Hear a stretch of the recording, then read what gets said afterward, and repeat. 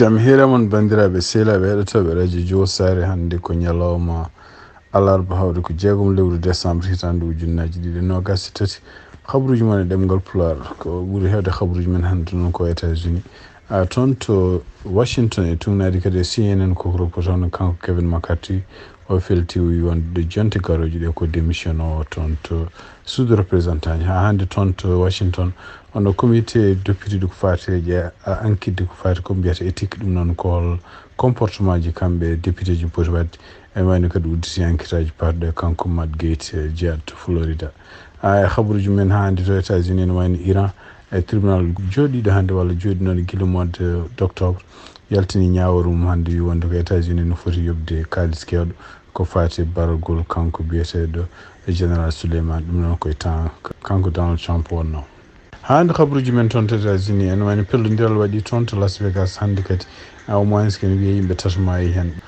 ko jiiɗa e ɗum débat politique kadi kamɓe républicain ji candidat ji annayi e waɗi kadi hande ɗum ko ɓuuri hewde e journal meɗen ko États-Unis ma en ɓeydi on habruji men international ma en guera desuji muɗum joni so tawi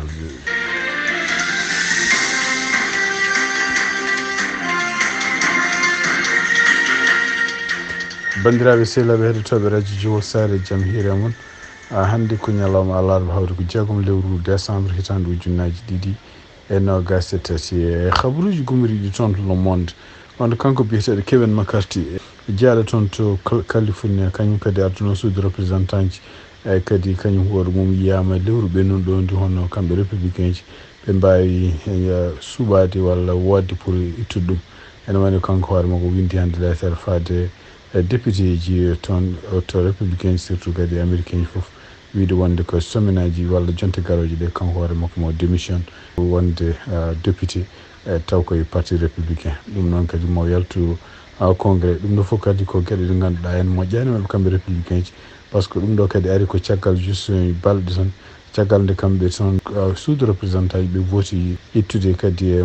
député goɗɗo jeenoɗo toon to New York biyeteɗo George Santos ɗum noon so tawi kanko Kevin McCarthy o yalti kawdi hawre kanko kadi George Santos yalti ne wawi ustude kewendi mabɓe kamɓe républicain ji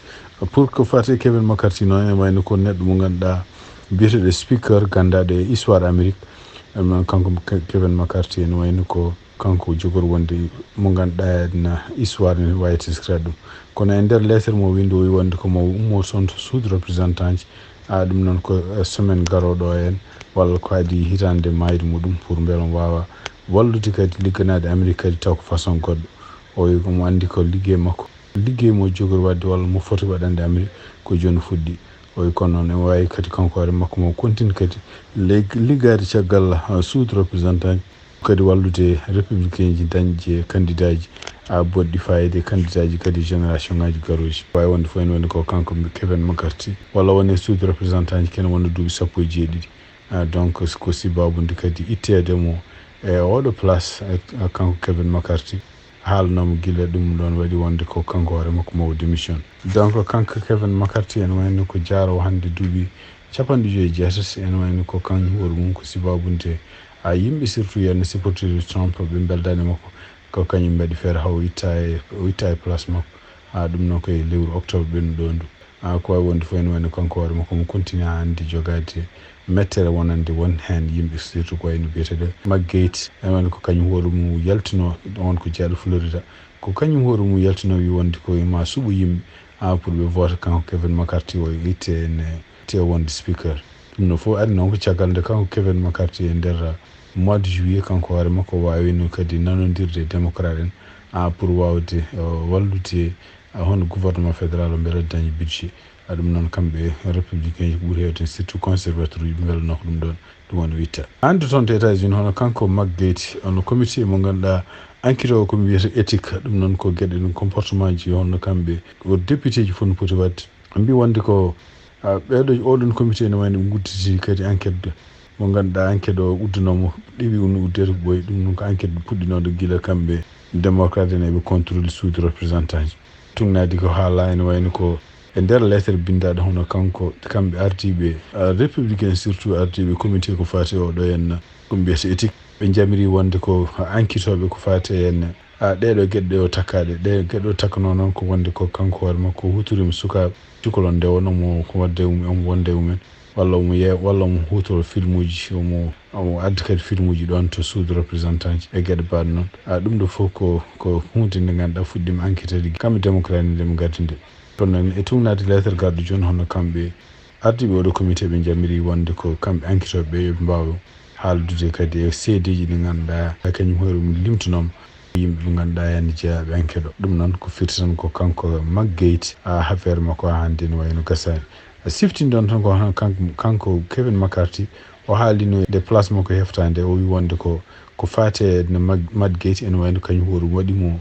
waɗi ɗum lundademo tan ko ne ɗamini wonde ko kanko hoore makko kanko Kevin McCarthy o pota enquête dewɗo e muɗum o woppe ko wawi wonde fof ene wayno so tawi ko kanko Mike Johnson gardiɗo hannde ko wiyete no suudu représentant ji komi mbiyata speaker walla so tawi ko kanko Kevin McCarthy wonde continue puusa hande oɗo enquête yo waɗ andaka taw kono ene wayno ko enquête o kam nen continue waɗa hande habaruji men to États-Unis en mbayni pellodiral waɗi kadi hande toon to Las Vegas ɗum ɗon ko Nevada États-Unis ene wayno ɓe mbi ko joguiɗo perlaji walla pellowo goto arini toon e campus mo université gonɗo toon to Nevada Las Vegas fuɗɗi fellude yimɓe ene wayno ko anda tan ene wayno ko oɗo saaha ene yimɓe tato au moins maayi e ngol ɗo pellugol e kanko kadi joguinoɓe walla pellannoɗo kanko hoore makko maayi hen ɗum noon ko caggal nde police ari wawi kadi waddude makko siftinde on tan koye ngoɗo wuuro kadi e nder hitande ujunnaji ɗiɗi e sappo e jeeɗiɗi o nden kadi ene wayno kadi pellodiral bongal kadi waɗino toon to ngoɗo wuuro Las Vegas ɗum noon ko caggal nde neɗɗo goto kañum hoore mum yeehi ari ɗon ɗo concert waɗanno o yeehi o ha to 32e étage o ngabbi ha kene won capanɗe tati e ɗiɗi étage o yeehi toon o luwi toon suudu o jimte yimɓeɓe o jogui fesil kanko oɗon noon e oɗon saha o waɗi kene won capanɗe joyyi e jeetati neɗɗo ɗum noon ko kadi ko concert wonno toon ko musique wonno toon ɗum noon firti wonde ko Las Vegas en andira ɗiɗon pelmuji oɗo saha joni hono police de Las Vegas nen continue na enquête oɗo pelluɗo hande toon kadi to campus gonɗo to Las Vegas siftinde on tan ko ene wiyama ko yimɓe tato moins maayi hen e kadi kanko hoore makko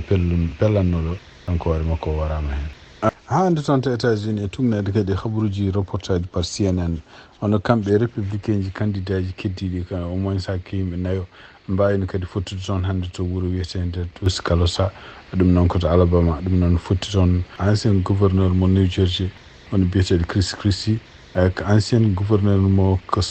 Caroline du Sud biyeteɗo Nikki Haley e kanko gouverneur mo Florida biyeteɗo DeSantis e kanko kadi businessman biyeteɗo Ramas way ene wayno ko en jeen kañum hoore ɓuuri wonde hen cukalel ene wayno débat o waɗi toon hande ko ɓuuri teskide tan noon kanko kadi Donald Trump ene wayno warani oɗon débat ɗum noon woni ɗum débat mabɓe nayoɓo ɗum noon ko no wiiri ni o wi so tawi o ari so arani kanko koye makko maɓe ma oppu yimɓeɓe keɗo kamɓe heddiɓeɓe eɓe bonodira ɗum noon ene wayno ko tumnade kadi haralleɓe ko fate no politique mbi wonde ɗum ɗo ko haali ko ene wayno ko kanko hoore makko woni gagniɗo ɗiɗo débat ji hayso tawa teskira hen tan wono kamɓe ɓeɗo arɓe toon ɓe ene wayno ko kanko Nikki Haley ene wayno ko DeSantis e kanko kadi Ramos way ɓe ɓuuri wawde attaquede ko kanko ɗum noon ko teskira wonde ko kanko hoore makko dañi toɓɓe kadi o ɓeydima joni wawde fodde kanko hono biyete DeSantis hay sinde wonde Donald Trump ne ɓuuri ɓe ken wonande capanɗe joyi toɓɓe fama tan ene wayno ko goho ɗum noon ko nouvelle moƴƴo wonandema saabu o ɓeydima continde ɓadade walla fodde hono DeSantis kono noon ko ɓuuri wonde nouvelle makko mo moƴƴani ene wayno ko ha hande Donald Trump ɓeydi ɓurdemo toɓɓe kewɗe kono noon ɓe mbawi toñodirde kamɓe ɓeɗo foof e kadi débat ji ɗi guuli seeɗa surtout yenna kadi won yimɓe wonnoɓe toon ene keɗo débat ji ɗi ɗum gulli seeɗa walla natti beelaka hono kanko Christie haala Donald Trump gueɗe ɗe moƴƴani ko wawi wonde fof ene wayno ko oɗo ko débat maɓe nayo ɗo e mois de mars ɓe mbawata kamɓe républicain ji wadde élection ngaji maɓe primaire ɓe ganda hol candidat ƴeftaɗo e won candidat républicain kabaruji e ɗemgal Pulaar e radio Jawol Sare habaruji men international ɓeydatenen ko toon to Iran tribunal goto jooɗima toon hannde tribunal o kadi ko hannde addi ñawore muɗum ɗum noon ñawore nde wonno ko sibabunde bargol biyeteɗo général Qasim Soleimani on kadi waɗa koye tan kanko Donald Trump ɗum noon woni Iran ɓe wi wonde ko ñalawma hannde hono kamɓe États-Unis eɓe poti yobde ko woni 50 milliards de dollars pour bargol oɗo en ɗum ɗo fof ko sibabunde no ɓe mbiri ni ko États-Unis tooñi e kadi wawi kam koye maɓɓe warde oɗo en kañum arduno en doole walla yimɓe dadiɓe wiyeteɓe doole al-Quds. ɗum noon wara koye mois de janvier hitande ujunnaji ɗiɗi e nogas taw on saaha ko kanko Donald Trump o yamiri o wi wonde ko kanko yamiri hono kanko oɗo Al-Qasim yo drone yane makko wellamo toon to Bagdad. Habaruji men international hande toon to Nations Unies hono kanko Anthony Guterres o wawi kadi kanko hoore mum ƴeftude konngol hande ɓuuri wiide wonde ko crise humanitaire walla bone mawɗo jogori wonde toon to Gaza e sabu oɗo saaha hande ne wayno ko yimɓe wonɓe toon ngala ko ñaami ngala ko jaari e kadi wonɓe toon ngala no cafrude ɗum noon noɓe wirini ko crise bonɗo o wawi kadi rentinde yimɓe. hono kanko noon jeeyaɗo toon to membre gonɗo toon taw ko Israel najo o haali wiyete ko ɗum ɗo kadi ko famɗude moral secrétaire général mo Nations Unies haala ɗiɗo haalluji ɗum noon ko ɗum woni ko jabodiral hakkude mabɓe ko wawi wonde fof ene wayno ko United Emirates Arab kañum koye mbaɗi lettere wonde to Conseil de sécurité des Nations Unies pour wiide wonde ko hunde heñorade alay saago cessez-le-feu waɗe toon to Gaza pour beela yimɓe heɓe ne mbawa dandede toon. Israel kañum hoore mum hono cabinet muɗum wawi wonde ko ene wayno ko ɓe mbawi ɓeydude kadi kala ko fate essence walla kala ko fate essence walla gasoil ko fonnanade toon Gaza ɓe mbawi ɓeydude quantité muɗum. ɗum ɗo fof kadi ko jaɓodiral hakkude mabɓe kamɓe Nations Unies e Israel e États-Unis e kadi Égypte. ko wawi wonde fof hade nde noon continue oɗo saha joni tumnade kadi ministre toppitiɗo ko fate cellal toon to Palestine ɓe mbi wonde ko maaɓi joni ko sibabude oɗo guerre ko Palestinaɓe jettima joni ken wona 15,390 neɗɗo. ɗum noon ko maaɓe sibabude bombardement ji ɗi. bandiraɓe sehilaɓe heɗotoɓe radio Jowol Sar ko ɗi habaruji min jogori noon hannde oɗo ñalawma alarba 6 lewru décembre hitande ujunnaji ɗiɗi nogas tati. may gatu janggo kadi so Allah jaaɓi. on jarama, mbaɗon jaam.